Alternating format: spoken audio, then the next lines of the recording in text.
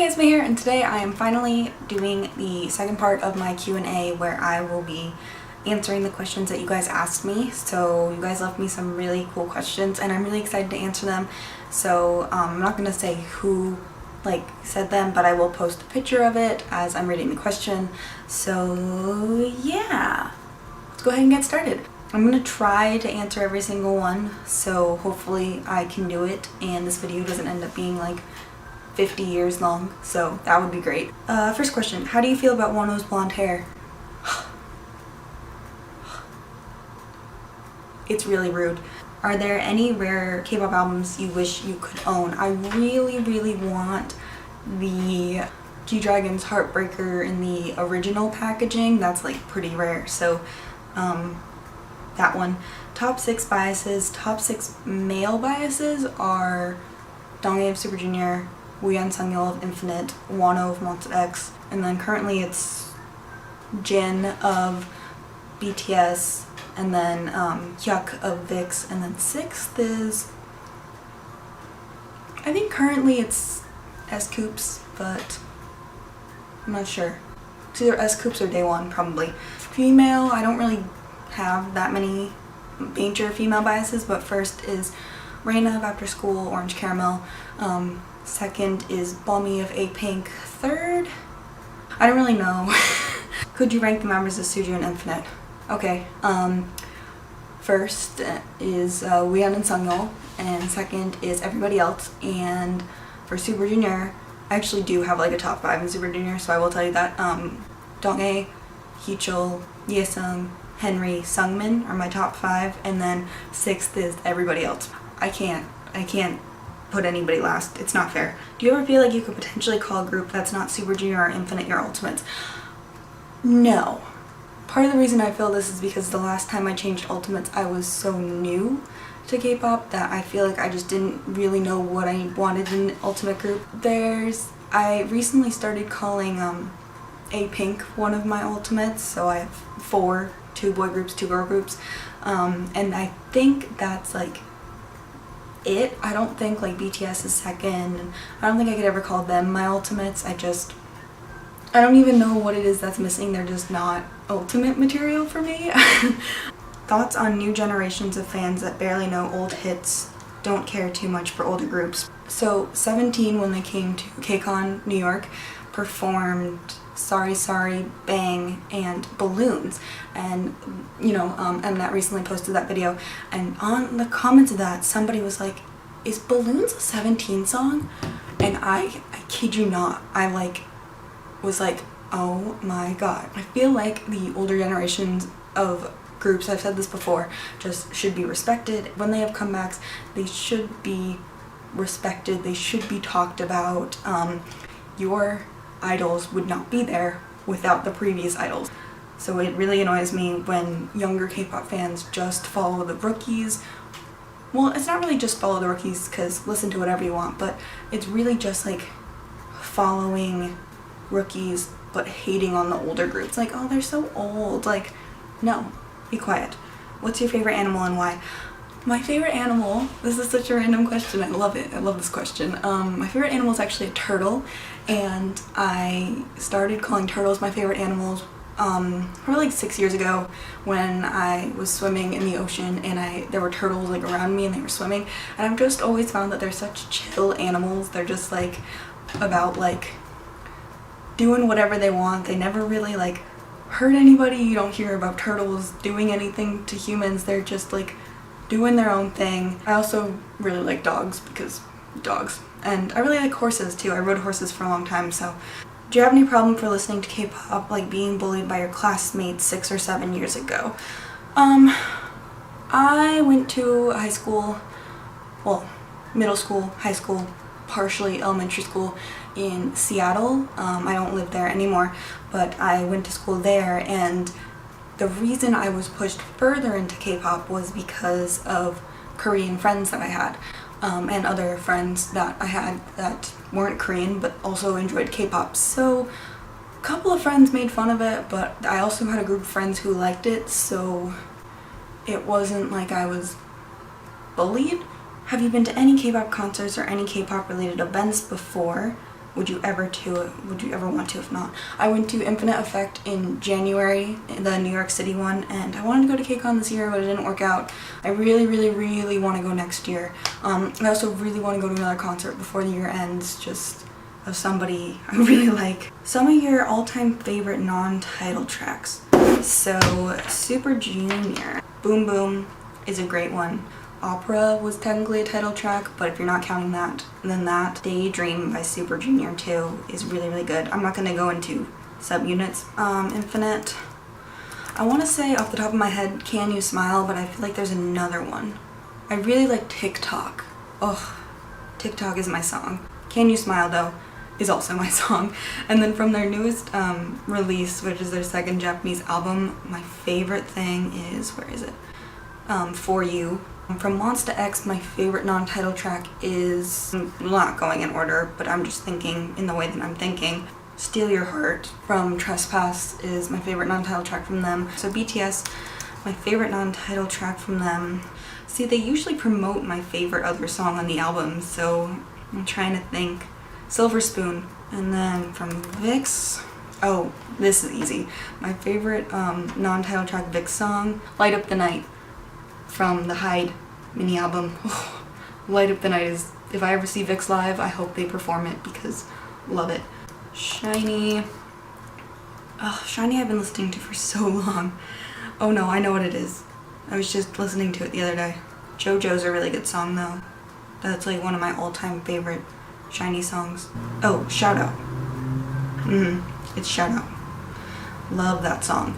BAP, I forgot BAP. BAP, my favorite non-title track is, oh, this was a Japanese single though. Oh, Unbreakable by BAP. Unbreakable. Oh, Blind from their Matrix album too. And then from After School, my favorite non-title track, I think it might be off of their newest album, which is like 3 years old. Ooh, Love Beat. Love Beat is my favorite non-title track After School song. Finally, I'll do APINK, and then I'll leave it at that. Wishlist, maybe? That's from their first, like, release. What a Boy Wants is really good too. What's your advice on saving money and having a budget for albums? How to collect without going overboard? How to collect without going overboard. Listen to the album. If it's not by a top group, I definitely recommend listening to it before you buy it. I work 2 jobs, so I just kind of recently I've been trying to do for a paycheck, like one package, just a one package every 2 weeks, and I feel like that's a decent amount of things minus Super Junior Infinite things. Definitely look out for like places you can get things cheaper. Is like mostly how I do the majority of my collecting is just where is it cheapest? Where am I going to get the best deal? Where am I going to get the most safe shipping? I don't really have advice for it. I just don't really spend money on too many other things besides food, and that's about it. Is it true Yui's graduating from after school? If she is, how would you feel about that, and what would happen after school?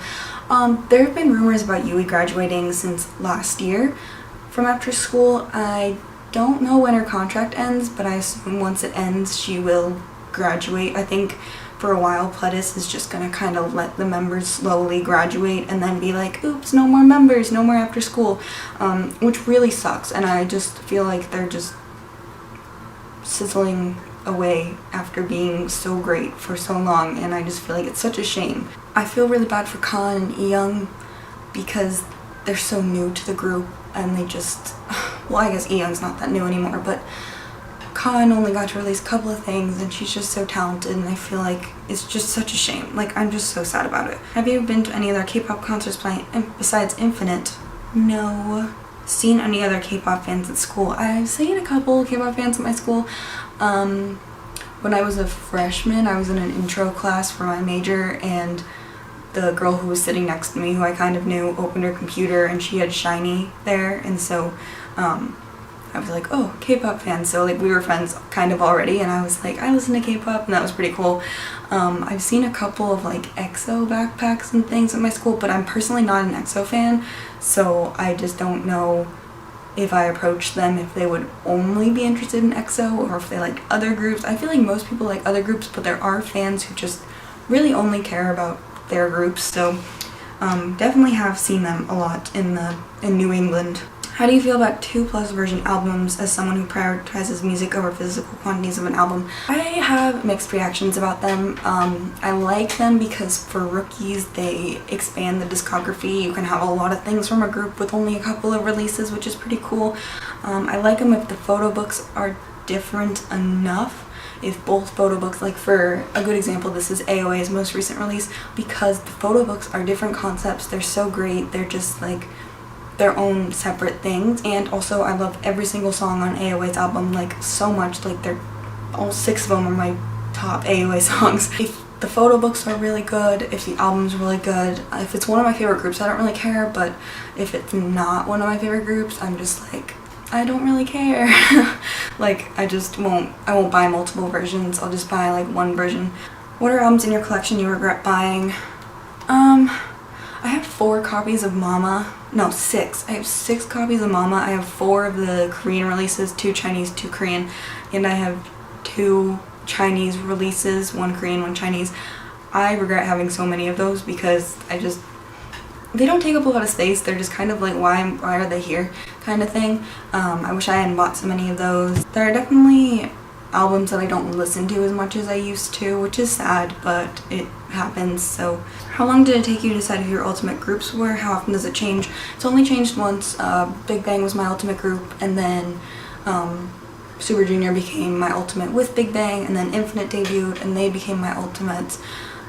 The 3 of them were my ultimates, and then I decided Big Bang wasn't my ultimate group anymore because I just loved Infinite and Super Junior so much more than Big Bang, and I was like, you know, yeah, I gotta let them go. Really only took me a couple of comebacks with both Infinite by their second mini album, which was their second release. I was in Spirit. The name hadn't been released yet, but I was in Spirit.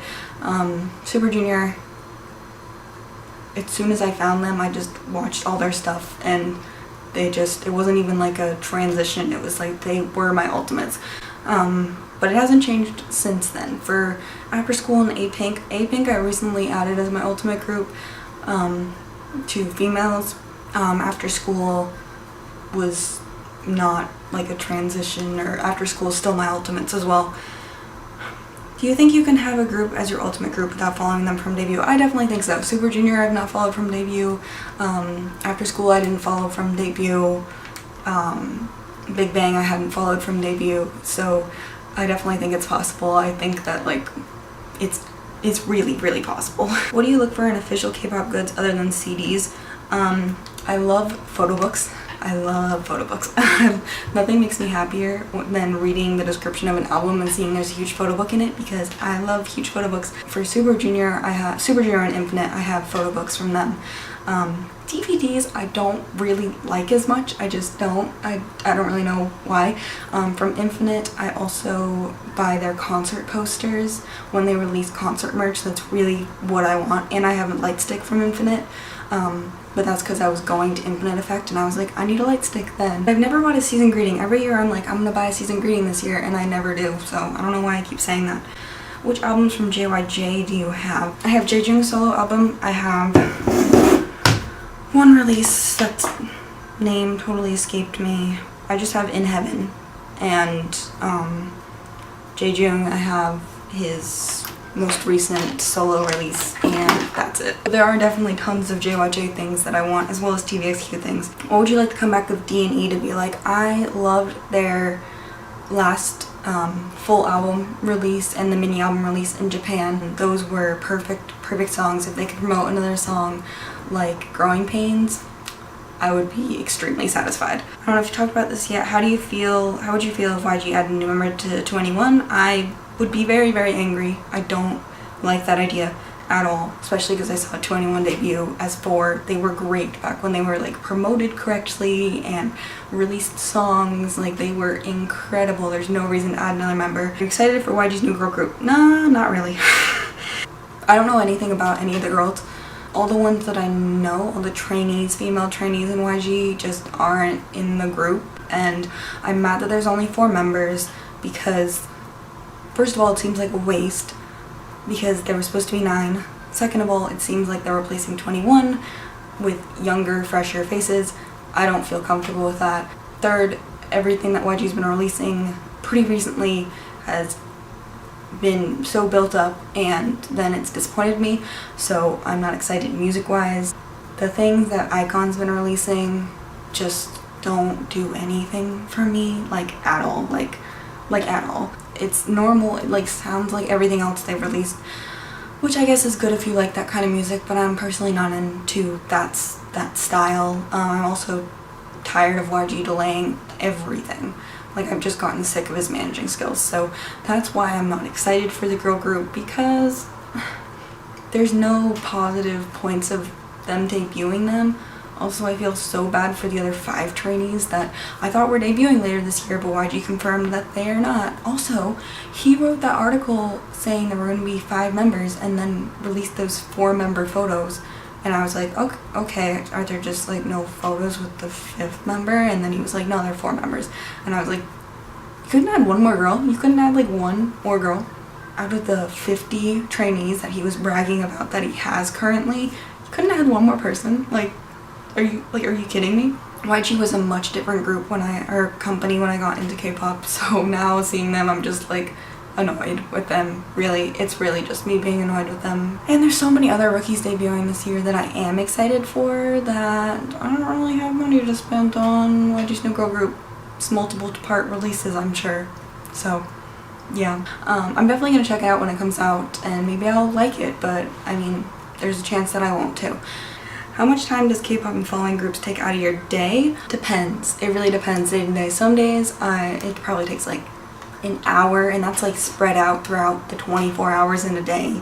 A lot of times I'll like scroll through Facebook, Twitter, whatever, while I'm doing other things. And when I react, it obviously takes longer because I need to watch the video, edit it, upload it. It depends how much YouTube stuff I guess I'm doing that day. There are some nights I'll be studying, and during the semester I always take an 11 p.m. study break because things get released at 11 p.m. so I'll watch music videos that just got released, and I'd say that busy comeback period, it probably is like an hour of just watching music videos, like looking for line distribution, all that stuff. It's really, I feel like it's not that much time. I don't know if you answered this before. Would you prefer Ryeowook's The Little Prince or Yesung's Here I Am? Song-wise, I don't know. Oof, this is a tough one. I didn't think about this. I listened to Ryeowook's album more, I think, like the non-title tracks, but I listened to Yesung's title track more than Ryeowook's title track. Photo book-wise, I think I really liked Yesung's photo book. So I don't know if that really answers the questions. I guess if we're going through comparing all the songs, Ryeowook's album, and then photo book, Yesung's album. So those are all the questions that I got. Thank you so much for asking me questions. If you liked this kind of video, then maybe I should start doing them more often. I feel like I got a lot of people who don't normally comment on my videos commenting questions, which was awesome, and I'd love to talk to you guys more and see what you guys are interested in about me. I do want to do these more, so if you want me to do another Q&A, let me know, and obviously I need questions to do those, so you can leave your questions down below. I hope I answered everything thoroughly enough. Thank you all so much for the questions. So yeah, if you want me to do more Q&As, definitely let me know. I've been doing them one a year, really. I feel like I should step it up, do them more frequently, maybe choose a couple of questions and do like more expanded answers, make them shorter videos. Let me know what you guys think about that down in the comment section down below, and I will see you guys very, very soon. Bye!